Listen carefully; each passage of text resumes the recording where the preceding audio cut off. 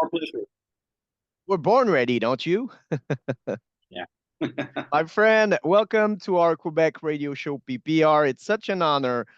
There's a lot to talk about, but for people that maybe don't recognize your beautiful hair, beautiful face, who the hell are you? I'm Daniel. Yeah. Dan from Crownshift. Welcome to our Quebec radio show. I mean it. I love the records, love the new songs. But before getting into that crazy project, I'm curious. Let's get back to when you were a kid. How did you start discovering music, and were there people around you that influenced you to your journey? Well, I think it all started with Guns N' Roses. Use Your Illusion 2 was out, and I saw the music video of You Could Be Mine. Hmm. And that hit me. Then I basically started to listen harder stuff and, you know, started guitar playing simultaneously. So that was a trigger. That's And there crazy. wasn't really actually any people in my circle who was involved, who played anything or was into metal music, or so I was like yeah, lonely in that, Yeah, alone in you that discover situation. all by yourself, and that's cool because it's the same. My parents were not into music. Most of my friends didn't listen what I listened to, and Guns N' Roses was for me too. I remember it was the first part, the Use Your Illusion one. When they Yeah, released November Rain, it hit me as I was like 5 or 4 grade in junior high, and then like they released the part two, and I have to work for my grandparents to get the money to go buy the cassette, and it changed my right. life. And You Could Be Mine Yeah, is one of the heaviest songs that they released, and the drum, the beginning of the song, the drum is crazy. yeah, and also probably part of the reason was because I was a huge Terminator fan, and yeah, that song got used, and that music video had clips from the movie, which wasn't out yet, Terminator 2. So it was so cool to see a little sneak peek about Yeah, that. with Arnold in the video. Yeah, it was just dope. Yeah, at that time they were the biggest band in the world, I think, with Yeah. Metallica, and that was crazy time. So, do you remember the first time you said to yourself, "Hmm, maybe I can try play, and maybe I can, form a band"? Oh gosh, that's a long time ago. Don't don't really remember that much from the beginning when I started, how hard it was or how easy it was. But yeah, I think I probably played like a couple of years just on my own before getting into gather other musicians or like-minded. Yeah. So yeah, don't really remember that much about my Did you first take band. guitar lesson, or you learn everything by No, yourself by listening to band? yeah, it was mainly, well, all by listening, because there wasn't YouTube, there wasn't really these instruction. Well, there was some instructional videos, but they were very hard to get in Finland. Yeah, And, yeah, there wasn't material because it's really, so it's you have to gotta figure it out yourself. it's tough to do that because you get frustrated and you don't, but also lesson can be a pain in the ass because when they started up with, I don't know, Stairway to Heaven, I have nothing against the songs, but it's so Yeah, cliche. And when you're a kid, trying to listen to music and find something different, you enter in a world that it throw you everything you don't want to hear because you already know you want to listen to, I don't know, like Venom or learn me like part of Venom and challenge me. And then it's tough to pass that time to those, like, getting the right fingers and everything. It's really hard to just like said to yourself, okay, it's a year, 2 years, and then after that it's gonna be fun. yeah, and especially I remember like music schools. There was maybe one or, but they were just for totally different music for acoustic guitar or something, which I didn't find attractive at all. So, and there wasn't really anybody who would give me any lessons because I didn't know anybody, who would play this kind of music or who was so advanced that could teach me something at the time in that little city. Nowadays it's a totally different world. You can have lessons from your favorite guitar player, basically, if you, yeah. So And it's a lot easier environment to learn to play.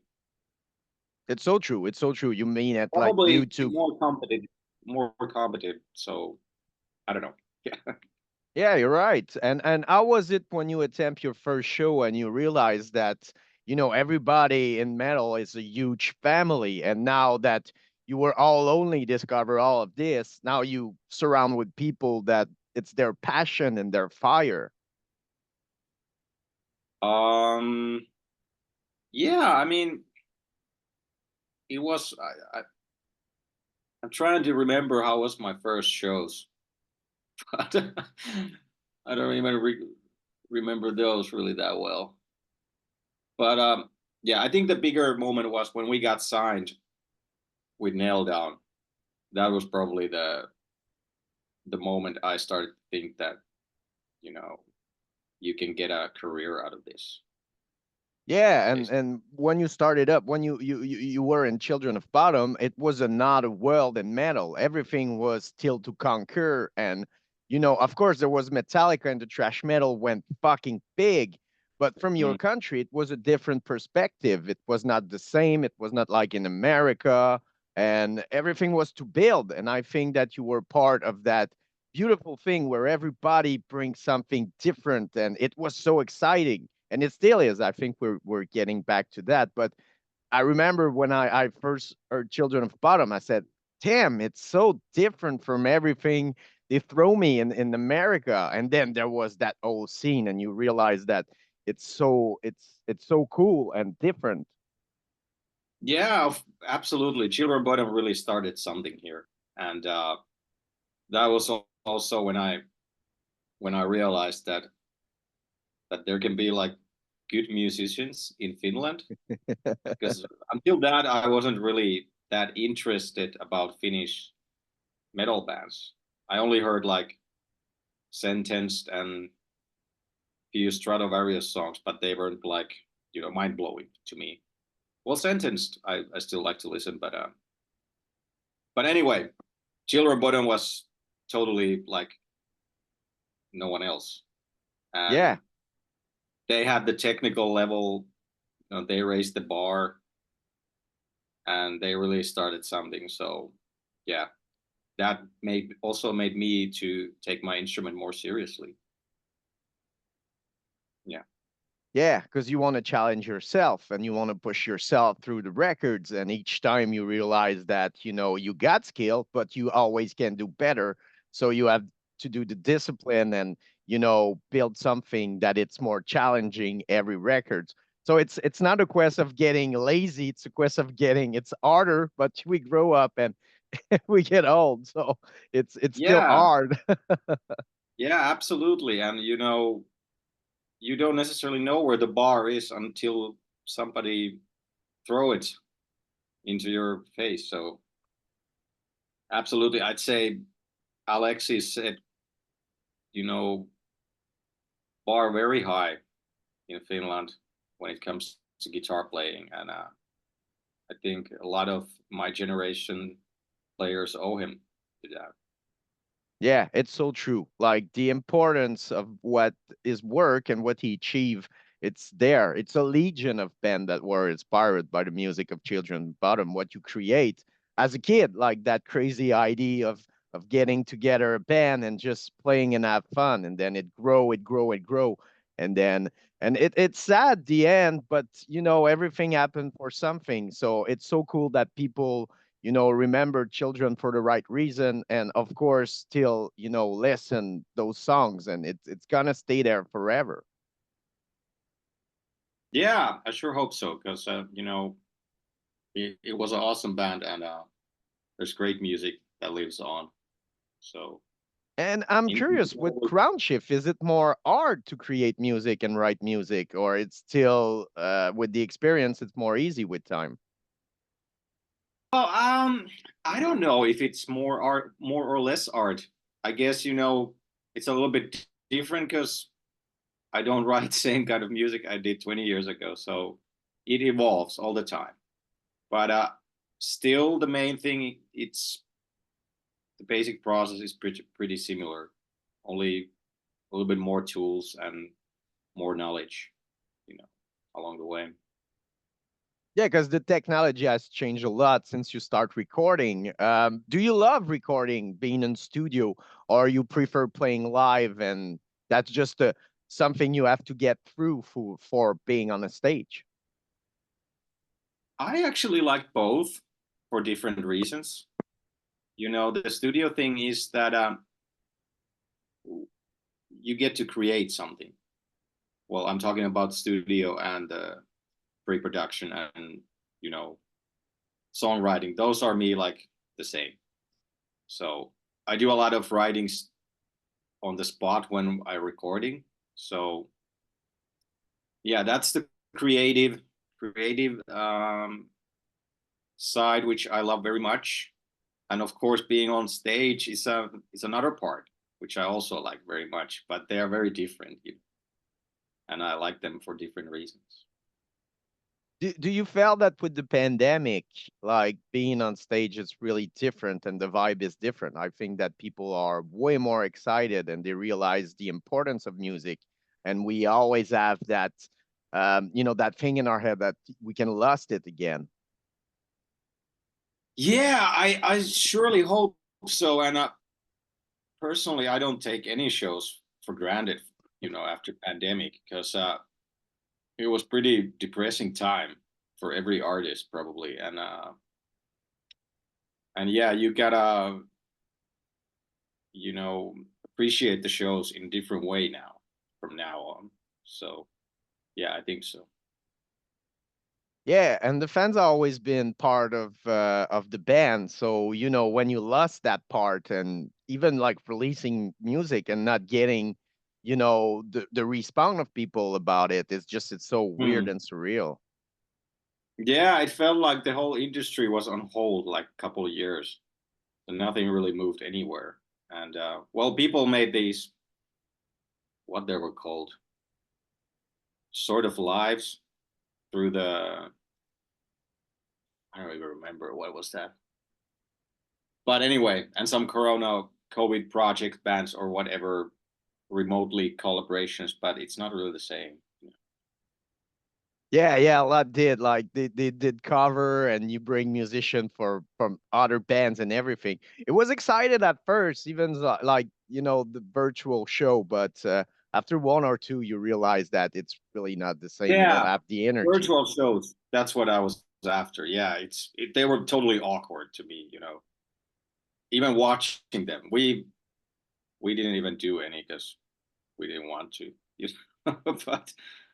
But yeah, it seems now if you think about it, it seems like a so distant memory.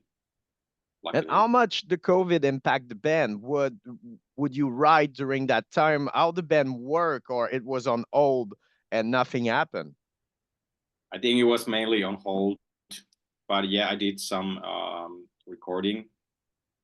We recorded this album during the COVID as well. But it wasn't certainly the right time to announce the band because you know everything was on hold and you didn't know what's gonna happen and when it's gonna ease off. So I think you yeah, did right to wait the release because I'm sure it frustrated. You start the band, everybody is excited, you write songs, and then boom, the end of the world for yeah, and two it's years. it's really if you're planning a new band and release it through COVID and then you don't get to play any shows, it's a huge hit for the band. And maybe if you're like established band, it doesn't really uh you can probably survive that. But new band releasing their first album during pandemic. Pretty hard, I guess. So So it's yeah, cool because now you're gonna have the respawn of people with the release, and I love it. Like I told you, I listened to it a lot. There's a lot of yeah, thank stuff, you. a lot of influence. We feel that everybody has different background, but all together it creates some things that make sense. Yeah, absolutely. I think it has a unique sound, though you can hear probably the influences, but there's something fresh in the mix as well, and hopefully something that you never heard before. And it also covers a wide variety of styles. There's like these pretty heavy stuff, and then there's like more calmer stuff and even progressive stuff. So there's a little bit something to everybody, I guess. Yeah, and I love it because what I love about Prague is that it was a time where the band didn't restrain themselves for the label or for anybody. Songs can be 12, 14 minutes, and Mm-hmm. it doesn't matter. It's just the fun that the band had, and it creates something. You know, if you take Rush, for example, it created a legion of band that allowed themselves to create, even if sometimes it didn't work, because it's not every songs that it's good, but mainly it's the fun that you have from it. So I love that there's a little bit in that you didn't restrain yourself to create something that okay, we're gonna please those kind of fans. It's for everybody. Yeah, I can't really work like that, trying to think someone else when I'm writing, because ultimately you have to do it for yourself. And I mean, how can you impress anybody else if you can't impress yourself first? So yeah, and I love the prog too, and it's not so predictable. That's probably the beauty of it. But I don't want to have like whole album of prog. I just have want to have one or two songs or whatever I'm in a mood for, you know. But yeah, I love a lot of different style. That's probably can be heard in the album. And it's fun because fans will have a hard time. Some try to figure it out. Okay, what is this? And like when MySpace came, you got like, oh, it's a trash metal, doom, death, and you're like, what the fuck? Please press play. It doesn't give me an ID, and that's what I love now with metal. There's such subgenre, and when you mix everything, it just bring another piece that you cannot define, and I think that's when it's good. Yeah, I'm really bad labeling our music or with genres generally. So I'll let that to the journalists to do what they hear. But yeah, there's a lot of genres in the mix in our album for sure. And that's what crazy about metal. It's so when you look at it, I remember my parents were afraid back in the days, but when you're in the scene, it's so geek. Like people like you got like people that are gamers and then you talk about metal and it's geek. It's like, oh yeah, I love like death doom metal, but trash, oh, not my thing. But like when there's a little bit of power metal, and you're like, what the fuck, that's so cool. And there's millions of possibilities. And I think that it's getting excited because of that again, and because of project like Crownshift. I hope so. Yeah. And yeah, I don't find metal restricting at all. I think it's a really free playground to do basically whatever. There's so many styles inside the metal that yeah, the options are infinite. Yeah, and it's so cool. What's how's going to be the rest of the year for the band? And of course, you see me coming. Is there any chance to have Crownshift around Canada and Quebec? Well, I think it's way too early to think about going stage, but hopefully someday we would love to come. But also being a little bit realistic, I know it doesn't happen overnight. You need to actually establish something until you can go to States. So, but I hope that it will happen one day because I really love Canada. All the shows I did there with COB, they were great, and yeah, love Canada. Yeah, I remember the first time I saw you was when you were with Slayer. It's such a long time ago. I think it's almost 15 years and most, but yeah, when you were touring with Slayer. Oh well, I wasn't in the band then, so but I'm sure it was a good show. Yeah. So, of course, we invite people to grab merch and buy the records. What's the best way to directly encourage you guys? Go to our web store, backstagerockshop.com, and then you will find whatever you You want want to have. Everything is there. What's that? like everything you want. Yeah, everything you want is there. That's our very own merch store. So that's the best A- option I can tell. And if people don't have money, we get it. It's rough time. It's available everywhere, every platform. Learn the song and go challenge yourself and sing them loud.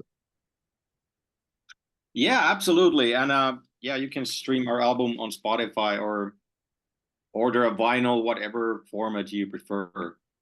I mean, it's your choice. Yeah, and there's a lot of collector out there. They're looking for every color, every variant of vinyl. It's so cool. Yeah, that is kind of vinyls are coming back again, I guess. And it's cool to have so many different versions of those vinyls and collector items. And yeah, it's a cool thing. Are you a collector yourself? Not really. I'm more like a streaming guy because I like conveniency. So I can take my vinyls with me when I go to the gym. So I like Spotify more for that. Yeah. Yeah, the guy arrived with his table, like, okay, I'm gonna need some space here, Yeah. or Yeah. in your car. Yeah, absolutely. But I like the digital platform myself. Yeah, and most of them now you found everything, even like bands that were really obscure and didn't like went mainstream or whatever, and you can find some old record there. So that's I find cool because there's no release out there anymore. You cannot find those. It's so rare. Yeah, that's also true. You know, back in the days, you really had to hunt for something rare. You know, and nowadays, I think they're all online or Spotify or what wherever. But you can find them easily, more easily for sure. Daniel, thank you so much for your time. We invite people, of course, go grab the record, go listen to it. We're going to wait in Canada, Quebec, to see you. And congratulations with the release. It's such a solid record. It's really a masterpiece. Love it from the start to the end. And thank you for your time, man. It means the world for me. Hey, thanks for having me and thanks for your kind words. It's been my pleasure. Thank you so much, Daniel. Have a great day. Bye bye. Bye bye. Cheers.